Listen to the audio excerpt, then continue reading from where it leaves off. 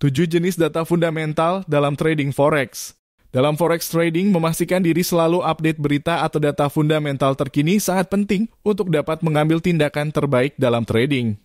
Tak hanya menentukan harga mata uang yang diperdagangkan, data fundamental juga dapat memudahkan Anda menyusun strategi dalam trading sehingga dapat menghindari kerugian dan bahkan mampu menghasilkan profit. Pada umumnya terdapat 7 jenis berita fundamental forex yang paling berpengaruh, yaitu tingkat pengangguran unemployment rate, produk domestik bruto, Gross Domestic Product GDP, tingkat inflasi konsumen, Consumer Price Index CPI, suku bunga interest rate, non-farm payroll, NFP, penjualan eceran retail sales, dan Purchasing Manager S Index PMI. Berikut IB Cuan akan bagikan ulasannya untuk Anda. 1. Non-farm payrolls NFP. Laporan yang dikeluarkan oleh Biro Statistik Tenaga Kerja Amerika Serikat ini termasuk ke dalam laporan paling penting pada kegiatan ekonomi yang terjadi. Hampir sebagian besar trader menantikan perilisan data ini karena pengaruhnya yang besar terhadap pergerakan mata uang US dollar. NFP umumnya dirilis setiap hari Jumat pertama setiap bulan dan dapat menggerakkan harga lebih dari 100 pips. 2.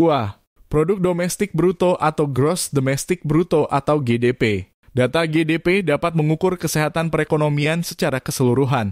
Makin tinggi laju pertumbuhan GDP, maka perekonomian semakin naik dan mata uang suatu negara semakin kuat. Sebaliknya, jika GDP menurun, maka dapat menjatuhkan nilai tukar mata uang di pasar forex. Terlebih jika negara tersebut mengalami resesi. Laporan GDP umumnya dirilis dalam basis kuartal atau 3 bulan sekali.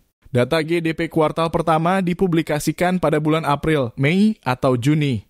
Data GDP kuartal kedua umumnya dirilis pada Juli, Agustus, atau September. 3.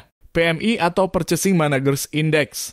Dibuat berdasarkan hasil survei terhadap manajer-manajer purchasing dalam sektor tertentu di suatu negara. Data PMI termasuk salah satu yang paling berpengaruh dalam forex trading, terutama sektor manufaktur dan jasa. Periset akan menanyakan responden terhadap penilaian terhadap prospek bisnis dalam 6 bulan ke depan, termasuk rekrutmen atau PHK, pesanan baru yang naik atau justru menurun, dan sebagainya. Evaluasi akan dilakukan dengan mencermati skor yang diperoleh. Jika berada di atas ambang bawah 50 menandakan sektor berekspansi, sementara itu jika skor berada di bawah 50 menandakan sektor mengalami resesi. 4. Suku bunga atau interest rate. Perubahan suku bunga acuan yang ditentukan oleh Bank Sentral dalam kerangka kebijakan moneter juga termasuk data fundamental.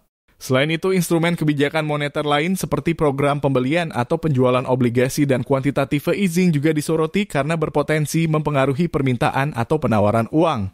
Bank Sentral umumnya akan mengadakan rapat berkala sebulan sekali untuk menentukan perubahan kebijakan moneter ke depan.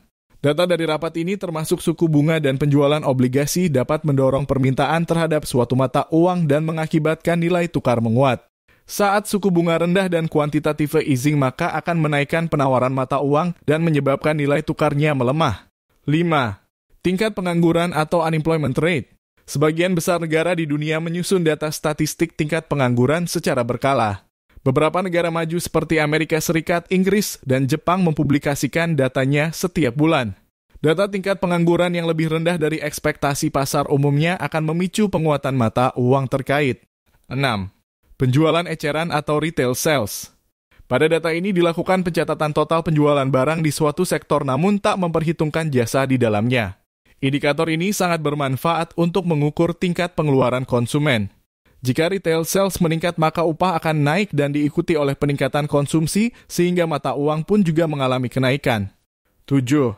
Tingkat inflasi konsumen atau Consumer Price Index atau CPI mengukur laju pertumbuhan harga-harga barang dan jasa di suatu negara dibandingkan dengan basis tahun dasar tertentu untuk mengetahui tingkat inflasi konsumen. Inflasi yang berlebihan memang berbahaya, namun dalam tingkat yang moderat tetap dibutuhkan oleh perekonomian untuk memastikan perekonomian terus bertumbuh seiring waktu. Bank Sentral Negara Maju umumnya akan menargetkan tingkat inflasi 2%, sedangkan Bank Sentral Negara Berkembang umumnya menargetkan inflasi di kisaran 3 hingga 4%. Jika tingkat inflasi melebihi target, maka Bank Sentral akan menaikkan suku bunga dengan tujuan mengendalikan kenaikan harga-harga. Namun jika inflasi tak tercapai, maka Bank Sentral akan mengurangi suku bunga demi mendorong kenaikan harga. Demikian jenis data fundamental yang sangat berpengaruh dalam forex trading. Memahami data tersebut akan sangat membantu para trader dalam mendapatkan hasil trading yang optimal. Dan silakan bergabung di grup Telegram IB Cuan.